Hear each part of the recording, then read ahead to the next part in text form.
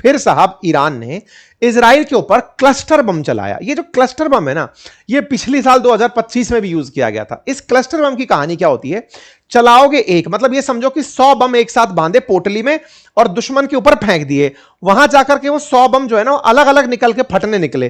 तो जो आयरन डोम सिस्टम है वो 100 की 100 को टारगेट करने अगर निकलेगा तो बहुत ज्यादा तो खुद का नुकसान होगा, फिर कोई ना कोई बम बचेगा और नीचे जाकर गिर देगा। कम से कम 2.5 किलो का एक गोला है, 100 गोले ऐसे समझो, अगर जाकर कहीं गिर रहे हैं तो बहुत ज्यादा किलोमीटर, 8-10 किलोमीटर में फैलकर नुकसान पहुंचाते हैं। तो इन्होंने क्या, क्लस्टर बम का यूज करना शुरू कर दिया। क्लस्टर बम दुनिया में लगभग 120 देशों ने प्रतिबंधित कर रखे हैं कि बोले भाई ये सही नहीं रहेगा, सिविलियंस को बहुत नुकसान होता है, युद्ध सेनाओं के बीच लड़ा जाता है। पर अमेरिका और इजराइल जब ईरान के अंदर सिविलियन को टारगेट बना रही है तो इन लोगों ने भी अपनी तरफ से इजराइल को टारगेट बनाना शुरू कर दिया। क्लस्टर बम्स जो जाकर के 100 बमों में फट रहे हैं और जाकर टारगेट हो रहे हैं। इस बात को अब इजराइल वाले हर जगह दिखाते घूम रहे हैं कि देखो साहब ये क्लस्टर बम फेंककर हमारे लोगों को मार रहे हैं। इसके लिए बाकायदा इजराइल में प्रधानमंत्री बाहर निकलकर आते हैं और इजराइल का हुआ नुकसान बाहर दिखाते हैं कि देखो साहब कैसे कैसे नुकसान हुआ है हमारा। यहां पर नेतन्याहू बाहर आते हैं और बाहर आकर के इजराइल में मीडिया को दिखाते हैं कि देखो ये ह्यूमैनिटी को नुकसान पहुंचाने वाले ईरान नामक देश को धरती पर होना ही नहीं चाहिए, क्योंकि ये ईरान 4000 किलोमीटर दूर तो डियागो गार्सिया पर हमला कर दिया, हमारे ऊपर हमला कर दिया, क्लस्टर बम फेंक दिया, अब ये यूरोप को भी निशाना बनाएगा। सारे दुनिया के देश आते क्यों नहीं है साथ में, चलो ईरान को बर्बाद करते हैं। अब दूसरी तरफ ईरान का कहना है कि महाराज आप मारने आए थे हमें, हम तो बचाव में मार रहे हैं, अब तुमने हमारे देश में हमारे लीडर को मार दिया, अब दुनिया को दिखाने ये बाहर आ रहे हो कि हमारे ऊपर गोला आ रहा है, तुम हमारे ऊपर हमला करने आते हो, हम कुछ ना बोले। ये तुम्हारी चाहत जो दुनिया को अपने जख्म दिखाने की और मीडिया को कंट्रोल करने की है, ये सही नहीं है। कुल मिलाकर के इजराइल ने अपना नुकसान दिखाया। ये दो बातें दिखाता है। दिखाता यह है कि ईरान के हमलों से इजराइल को भी नुकसान हुआ है और ईरानियन इसी बात का खुशी मना रहे हैं। इनकी खुशी आप मिसाइल चलते समय देख सकते हैं, जैसे दिवाली के पटाखे चला रहे हो, मिसाइल चलाते हैं और खुद नाचने लगते हैं कि वाह हमने बढ़िया मिसाइल चला दी। ये तो इस समय ईरान के हाल हो रखे हैं। अल जजीरा ने बकायदा एक वीडियो क्लिप जारी की जिसमें बताया कि अभी जो आपने मिसाइल देखी है ना, वो तो समझो कि बर्फ के गोले के ऊपर एक छोटा सा टिप है, टिप ऑफ आइसबर्ग है। अभी इनके पास में इतनी मिसाइलों का असलाह बाकी है जिसका इस्तेमाल होना बाकी है। अमेरिका और इजराइल सतर्क रहे कि हमारी ये मिसाइलें अभी यूज नहीं हुई हैं और ये तुम्हारे लिए ही रखी हैं, सीज फायर तुम्हारी जरूरत हो सकती है, हमारे पास अब खोने के लिए कुछ नहीं है। यही कारण है कि अब तो ये मिसाइलों पर लिख लिख करके मिसाइल चला रहे हैं। जैसे हम लोग मकर संक्रांति पर पतंग उड़ाकर उस पर संदेश लिख देते हैं, कुछ लोग ऐसा करते हैं कि उस पर कुछ लिख दिया, जिसको मिले उसके लिए कुछ संदेश होता है। ऐसे ये मिसाइलों पर संदेश लिखकर चल दे रहे हैं और लिख दे रहे हैं कि ईरानी मिसाइलों पर लिख रहे हैं कि साहब this war is not only illegal but inhumane. ऐसा एक पोस्टर लिख दे रहे हैं। ये पोस्टर के पीछे का कारण क्या है?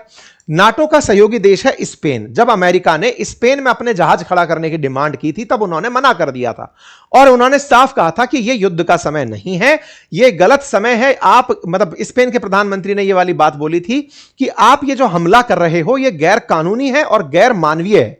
इस बात को ये मिसाइलों पर पोस्टर चिपकाकर फिर उस मिसाइल को चला दे रहे हैं कि देखो साहब हम तो कह रहे थे।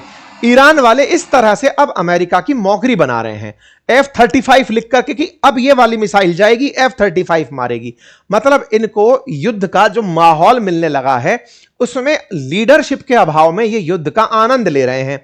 इनके आनंद लेने से असल में अमेरिका इजराइल अब टेंशन में है। टेंशन हो भी क्यों ना, क्योंकि इनके पास अब खोने के लिए जो था वो तो खो चुके। अब बचा क्या है कि अमेरिका खुद नीचे रुक कर आए। बकायदा इन्होंने in memory to kill Hiroshima, ये सब कुछ ऐसे ऐसे मैसेज जो अमेरिका को जबरदस्त ट्रोल किए जा सकते हैं। वो बोले देख लो तुमने पहले गाजा पर यह किया, तुमने गाजा की लड़ाई के लिए मना करने वाले आदमी को, तुम्हारे सेंटर के सामने जो व्यक्ति जल गया जिसका नाम आरोन बुशमैन था, उसकी याद में मिसाइल। अब हद तो यह हो गई कि IRGC के प्रवक्ता खुद लाइव आते हैं और आकर के अमेरिका को कहते हैं कि ट्रंप यू आर फायर्ड। बोले क्यों? क्योंकि तुमने 48 घंटे का अल्टीमेटम दिया है, अगर तुम कुछ नहीं किया 48 घंटे में तुमको हम नौकरी से निकाल देंगे। ऐसे तो ये सीधा खुलेआम मजा ले रहे हैं। मतलब ये हो गया कि अब ये मजाक करने अमेरिका से सीधे निकल गए। ट्रंप की फ्रस्ट्रेशन नेक्स्ट लेवल बढ़ती जा रही है कि तुम्हें नौकरी से निकाल देंगे। ट्रंप को ट्रोल कर रहे हैं ये लोग। और फिर एक मैसेज डालते हैं, कॉन्सुलेट की तरफ से मैसेज आता है कि ट्रंप की मां सही कहा करती थी कि ये बेवकूफ आदमी है, इसको कुछ नहीं पता है। मतलब yes he is an idiot and zero common sense and no social skill but he is my son, I just hope he never get into politics, he is be a disaster.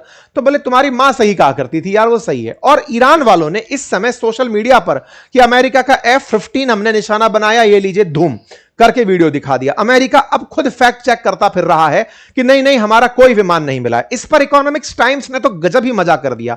लिखा यह कि Trump जो दुनिया में कहा करते थे कि भारत और पाकिस्तान के युद्ध हुए थे, 8 प्लेन गिर गए थे, आज खुद के 3 हफ्ता के अंदर 16 गिर गए, कब बैन कहने बाहर निकलोगे?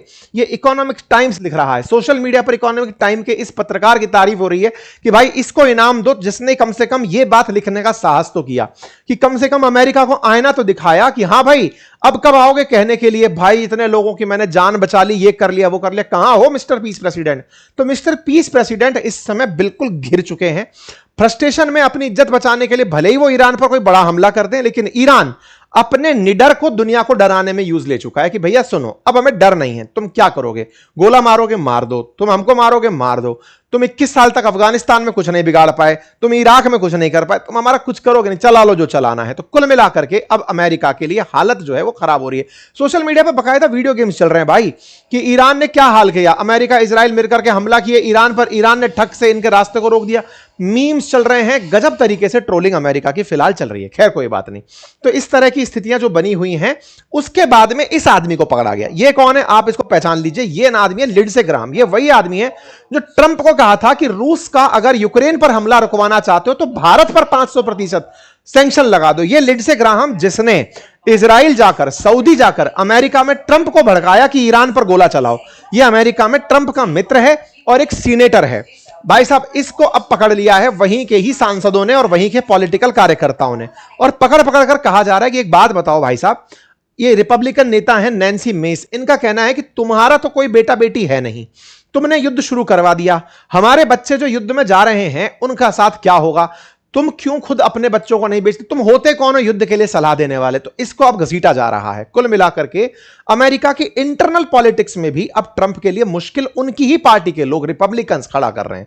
और मिड टर्म इलेक्शन के नाम पर ट्रंप जो दुनिया में ये कौतूहल करते घूम रहे थे, उनको इसका बड़ा नुकसान होता प्रतीत हो रहा है। पीस थ्रू स्ट्रेंथ को ईरान ने कहा कि सुनो ये तो मजाक ही है, तुम अपनी स्ट्रेंथ की बात मत करो। जहां तक बात हो इनके सारे के सारे मित्र राष्ट्रों की, तो ये गल्फ ने पूरी तरह से यूएस को कहा है कि सर अगर ईरान के पावर प्लांट पर आपने हमला कर दिया वो हमारा पानी बंद कर देगा, कृपया करके उस पर हमला मत करना। 7.2 ट्रिलियन लीटर पानी हम लोग डिसैलिनेट करके पीते हैं, पूरी तरह मामला खराब हो जाएगा। इधर हिजबुल्ला इजराइल पर बराबर ईरान की तरफ से हमला किए फिर रहा है। कुल मिलाकर जमा अर्थ यह है कि इस युद्ध में अभी ग्लोबल नुकसान होना बाकी है। अगर अमेरिका इस मामले को सीज फायर तक लेकर नहीं जाता, पूरी तरह से शांति व्यवस्था बहाल नहीं करता, तो दुनिया के लिए एक मुसीबत बड़ा माहौल बन सकता है। बाकी आप लोग इसे कैसे लेते हैं जरूर कमेंट बॉक्स में बताइएगा। आप इस पर क्या राय रखते हैं जरूर अपनी राय कमेंट बॉक्स में रखिएगा। चैनल पर नए हैं तो वो सब्सक्राइब रूपी बटन दबा दीजिएगा। अगर आपने ऑलरेडी दबा रखा है तो वीडियो को लाइक कर लीजिएगा, अपनी राय कमेंट बॉक्स में लिखिएगा, साथियों से साझा करिएगा। ठीक है साहब, फिलहाल के लिए इतना ही। बाकी हमने वेबिनार का लिंक कमेंट बॉक्स में पिन कर दिया है, वेबिनार के लिंक को आप ले लीजिएगा, वहां पर कमेंट में अपनी जानकारी फुल करिए ताकि इस रविवार को आप इस वेबिनार को ज्वाइन कर पाए। पिछली वेबिनार का वो लिंक, कम्युनिटी लिंक फाइनल हो गया था, फुल हो गया था, हम नए लोगों को नहीं ज्वाइन करा पाए थे, इसलिए जिन्हें ज्वाइन करना है जल्दी कर लीजिएगा। धन्यवाद।